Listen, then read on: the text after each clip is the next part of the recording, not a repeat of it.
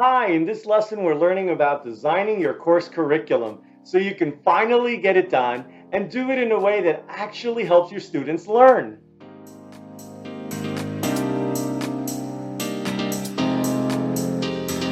Hi, I'm Angel from RT Course Experts, and we help creative online course teachers with their tech. In this lesson, we're going to go over designing your course curriculum. So that way you can get it done. And then also build out your course curriculum in such a way that actually helps out your students learn with the right sequences, good titles, and excellent teaching techniques. So let's get started. First of all, what is the curriculum? So the curriculum is the content that is taught in your course. It's the outline, it's all the content, the modules, the lessons, but it also includes the strategies and resources that you as the teacher provide. So that's the curriculum. You're going to use the curriculum to sell your course. You might show it on your sales page. You might highlight key modules as features and benefits. You're going to leverage your course curriculum not only to sell, but also to pull in and attract the right type of student customers. As you're building out your curriculum, one of the things we need to really clarify is the difference between modules and lessons. So think of modules as the high-level buckets that contain lessons. So in your course, depending on the course type, you might have 5 modules or 10 modules, and each of those modules is going to have a bunch of lessons inside of it. I just want to clarify that modules are the containers and lessons are the items within each module. Let's start off by thinking about your overall course plan. So we're about to create your course curriculum. Let's get a couple of things in order before you dig into the individual lessons. So at the high level, you should have some notes of your North Star. What is the working title of your course? What is the marketing one-liner? And then you're going to really dig into who is this for? Who is this not for? So again, that's going to help you at a very high level, meta level, figure out what is this course about for real and who is it for? And finally, what's the transformation? So after this course, they're going to learn some things. They might learn marketing for fashion designers. So what is it that you're going to teach? At what level? Next up is the type of course. So let's think about breadth versus depth. So how many modules are you going to have in your course? Are you going to have 20 modules? Are you going to have 3 big modules? And then each of those modules, how many lessons are going to be inside of each one? Are you talking about hours worth in each lesson or 5 lessons per module? 5 10-minute lessons, 5 15-minute lessons. So you need to figure that out. And then also really know the type of course that you're going after. Is it a mini course, a free course, a spotlight course, a workshop course where in an hour and a half they're going to learn a bunch of valuable skills? Or are you really trying to do a master class, almost like a certification or a mini degree in a particular topic? Knowing that breadth and depth and the type of course you're going after is going to help you figure out, I'm aiming for about X modules, and each module is going to have about Y lessons. And then you can start laying out your course and chunking at the right level of granularity. And of course, as you lay out your curriculum, you're going to have some stuff at the top and at the bottom, right? So you're going to have an introduction, and that's where you're going to have topics like an overview, a teacher bio, how to take the course. Should they go from beginning to end at their own pace? Can they hop around and pogo around? So whenever they need something, they could come back to your course and go jump on that topic. So can they take it out of order? Any dependencies that they might have. So do they need a sewing machine? Do they need access to Adobe Photoshop? Do they need a mixing board for audio? So what are the dependencies that they are going to need? And maybe at what stage, maybe are there substitutes? So you're going to let your students know all these kinds of things in the very beginning, as well as maybe give them a survey. And the survey is something like, hey, what are you expecting to learn? Why did you take this course?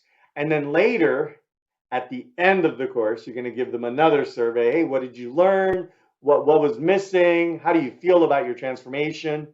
So you'll use that survey not only for those individual student and reviews and make them feel good about what they've learned, but also those surveys are rich in keywords to help you with your sales pages. And it's using the words that your students use, which is great instead of just marketing mumbo jumbo. At the end of the course, you're going to have a proper wrap up, which will include the survey we just talked about, but you're going to summarize. You might give them an end of course quiz. You're going to celebrate with them. Hey, you did it. Congratulations. Now you got to do this, this, and these other thing. And you're set to go do your next step of your life. You might offer them bonuses at the end and even next steps. So you, as their master teacher, are going to recommend what's next. Maybe it's another course at the next level, or maybe it's joining your community or coaching or a wide range of things. But you're going to kind of set them off on a great trajectory after taking your course. So that's sort of the outer course container, if you will. So now, as you're developing your curriculum, you're going to start really identifying what are the main modules I want and what's in them and all that sort of stuff. So let's dig into that. So first of all, you're going to identify the main modules that you're going to try to list. Maybe you do this in a Google Doc or in a spreadsheet. Some people do it with a bunch of Post-it notes just to kind of brainstorm and lay it all out. So the sorting is the next big step. That's where you're going to sequence your buckets. You're going to know what are the main modules, in what order should I be providing them and teaching them that makes sense. In some cases, teachers may want to teach from bottom up, and they're going to have the foundation. Some people like to teach ad hoc buffet style. So there's just a bunch of knowledge and you're just going to learn a bunch of things. So imagine a Photoshop course where you're learning the paint bucket, then you're learning how to draw lines, then you're drawing text. Yeah, sure, they can kind of appear out of order, but based on your industry, you're going to know best about the right sequence of these modules. As you're identifying these modules, you're going to start to give them good name, and they're going to be meaningful, and the titles are going to be the right size, not too short, not too long. You're going to figure out title case, because again, once you have this curriculum, not only will it help what to teach, but also that's going to become your marketing content for later. Next up is the description. For each of the modules, you should give it a description. What is the goal? What's included? So you may use these descriptions again in marketing, or you may just have it as a highlight when students click on a module, they see information about what's in it. Remember, the descriptions are also going to help orient your students. It's very important in teaching. Tell them what you're going to tell them, and then afterwards, tell them what you just told them, right? So the descriptions are going to help you identify what is that module about, get them oriented, and then also help you create the lessons. So you're just identifying the buckets first, and then once you give it a description, you're like, oh yeah, here are the 3-5 things I need to cover. And that's when you're going to go in there and really identify those lessons. For each of your modules, you're also going to have teachers' notes. How am I going to teach this? Why am I teaching this? You might have some doubts like, hey, should this come first? Should this come after? So you're going to document those in a note. So you'll have sort of the module names and the right order. You'll have a description of what it's for, and that's kind of outward facing to your students and customers. And then you have sort of your inward notes for each module. And some of the other notes that you might have would be camera setup. Are you going to use one camera, 2 cameras? Are they going to be looking at your face or looking at your hands? Maybe as you teach an instrument or teach art. What examples are you going to use in this module, and even any props? And then specifically For that module, you're going to figure out, are you going to have an intro? So you're going to teach them first. How many lessons are you going to have in this module? Earlier you figured out the breadth versus depth. So now you want to figure out, oh, for this particular module, how many lessons do I need to go over this topic? And you may want to try to standardize, like, oh, I'm going to have 3 lessons or 5. But in some cases, you may have to vary it. This one's tricky. It's really a 7-step thing. Or I just wanted to hit this topic briefly, and there's only going to be 3 lessons. At the end of each module, you might have a key takeaway. You might also have a quiz. It doesn't have to be a giant exam. It could be 3, 5, 10 questions. It could be multiple choice. Or you can even give them an assignment, like a little practice, like download this PDF and try to play this music, or download this PDF and try to recreate this using your quilting skills. And finally, some teachers like to group a lot of discussions by module. Instead of having one big chat room later, you can have the chats by modules. You don't want to do it by lesson because that might be too minuscule and you have a couple of comments and questions here and there. But by grouping your discussions and chat with the teacher by modules, that's a great medium level way to have questions and answers based on module topics instead of too finite at the lesson level or too high level at the course level, because the questions are going to be all over the place. And that's also when you might want to think about how you're structuring your community if you have one. So let's go over an example about how you would use potentially a spreadsheet to organize your course in form of modules, lessons, and then actually project management production. First of all, you're going to figure out your modules, right? So you're going to have a spreadsheet or a Google Doc. I like a bulleted list in the very beginning just to brainstorm. So you're going to have a couple of columns. What's the module name? What's the description? And my teacher notes. What am I going to do? Is the camera looking at me? Or what's the example I'm going to use? Oh, I'm going to use a ceramic vase. All those kinds of things. Those are the high level name, description, notes. You're going to sort that. At the top, you're going to have an introduction. So you're going to have your intro module. And at the bottom, you're going to have kind of a wrap up. And you'll figure those out and personalize them based on other courses and as you learn. But really that middle chunk is where you're going to start defining all your modules. Once you have your modules there, you might have, let's just say you have 10 modules. Great. Now you're going to dig in and start brainstorming on lessons. Or as you're researching modules, you might start, oh no, that's not a separate module. That's just a lesson, a child of this module. So in phase 2, that's when you're breaking out the lessons and you're going to start adding lessons to each of your buckets. And you'll want to lay it out in such a way that you can see the structure. You can see the modules and you can see the children, the child lessons that are in the modules. If you need to, and you're using a spreadsheet, some people find it useful to collapse and group a bunch of rows so they could press a plus or a minus and see the 5 lessons in the group expand or collapse, and then you just see the module name as you're kind of zooming out and looking at your modules, and then you're zooming in and playing with your lessons. And then you're going to want to reorder the lessons within your module. Just like you've reordered the modules in the right sequence, you're going to want to reorder the lessons within each module. And finally, it's the production phase. So you have your course curriculum, but now you got to put this together. So you might want to have a bunch of columns with extra information. This is like project management information.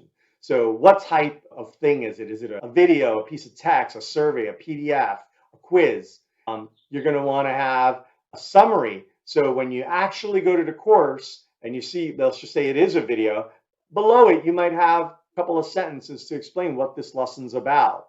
You're going to want to create those, and it takes a little bit of time, but that's another step. You may want to create slides for every single one of your lessons. So that's another thing that has to be done in different phases. You might need samples or props or even assignments. And so you have to go and create those. And if possible, try to leverage one prop or one example across that entire module. And that's going to help you also think about your modules or come back to that prior module where you built something and now you're going to do the next level. You're going to edit it, you're going to enhance it. And so you can reuse those props at different stages. Another project management thing you'll want is, did you record a video if you're using videos? And then finally, did you edit the video and add in the intro, the outro, cut out the ums and the ahs? And take those videos and upload them to your LMS like Kajabi, Thinkific, Teachable.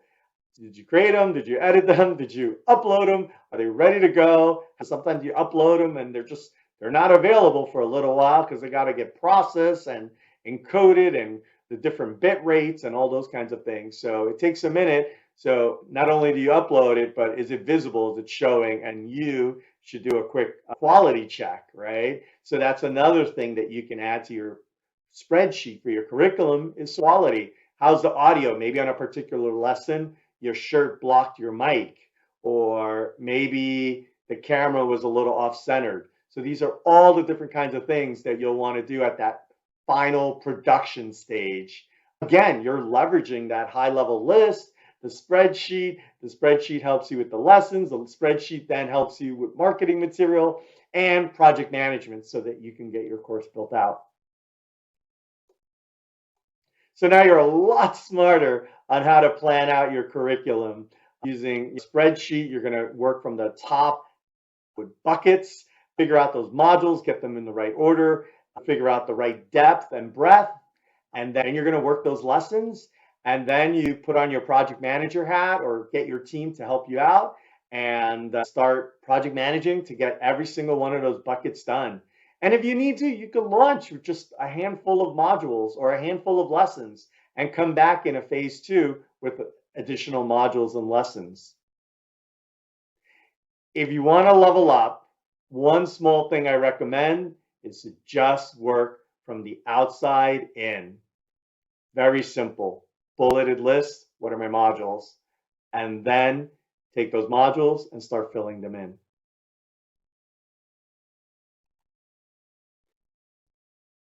To learn more, check out the info and links in the notes. If you're loving this stuff, subscribe to keep leveling up your creative business. And if you need any tech help with your courses, community, or teacher website, visit www.rtcourseexperts.com. Thanks for hanging out. Let's stay in touch.